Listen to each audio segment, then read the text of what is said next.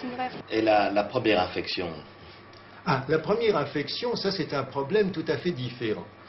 Parce que, en général, chez un animal qui subit pour la première fois une infection par un virus donné, le sort de l'animal est décidé avant qu'il y ait des anticorps dans le sang. Alors voilà ce qui se passe.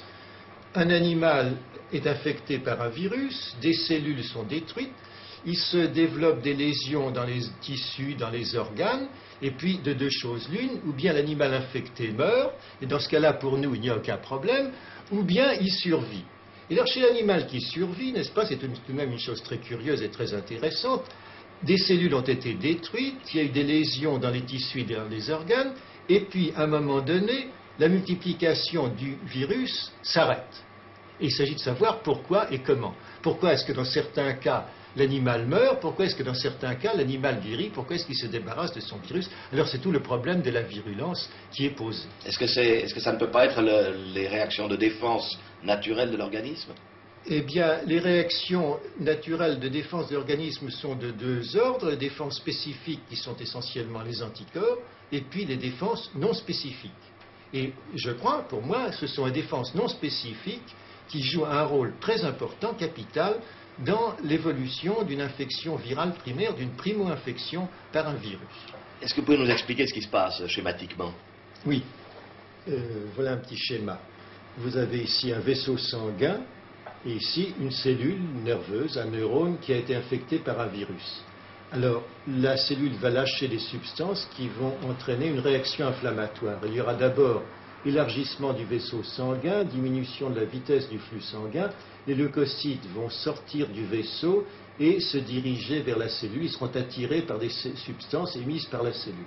Alors, ces leucocytes, ces globules blancs, vont s'accumuler autour de la cellule et là, il y aura un très gros amas. L'oxygénation se fera très très mal et il y aura un état d'anaérobiose, c'est-à-dire d'absence d'oxygénation, et le métabolisme de la cellule sera anaérobie. Il y aura défermentation, il y aura production d'acide lactique qui ne sera pas évacué, il y aura production de gaz carbonique qui ne sera pas évacué non plus, et le pH, c'est-à-dire l'acidité, va baisser, le pH va baisser, il y aura une très grande acidité qui empêchera le virus de se développer. Un étouffement, en somme, une asphyxie. C'est en somme une asphyxie, oui, une asphyxie. Et alors, il y aura un autre phénomène très important, c'est que les leucocytes qui sont très tassés vont mourir, un certain nombre vont mourir, et alors ils vont lâcher des substances pyrogènes qui provoquent de la température, qui provoquent de la fièvre. Ces substances pyrogènes sont des protéines qui agissent sur le système nerveux central, qui détraquent le mécanisme de régulation, et il va y avoir de la fièvre. Et puis il y a aussi autre chose que j'ai oublié de vous dire, c'est que le métabolisme anaérobie, la fermentation, produit beaucoup de calories, il y a production de chaleur qui n'est pas évacuée, et il y aura aussi une réaction hyperthermique locale. Il y aura donc une augmentation de température locale due aux calories qui ne sont pas évacuées, et une augmentation de température générale qui est la fièvre.